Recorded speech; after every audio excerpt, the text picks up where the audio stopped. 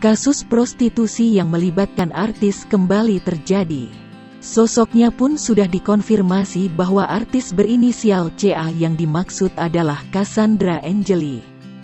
Cassandra Angeli ditangkap Subdirektorat Siber Ditreskrimsus Polda Metro Jaya di sebuah hotel mewah di Jakarta Pusat pada Jumat, tanggal 31 Desember tahun 2021, dini hari tadi.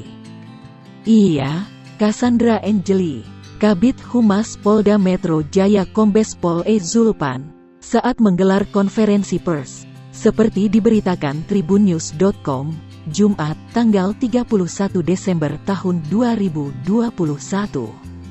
Dalam kesempatan berbeda, Kanit 1 Subdit Siber Kompol Imade Redi mengatakan, artis CA yang ditangkap merupakan seorang pemain sinetron.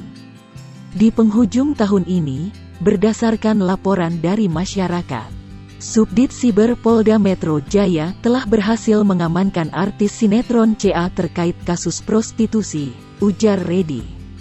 Redi menuturkan, proses penangkapan sudah sesuai dengan prosedur yang berlaku.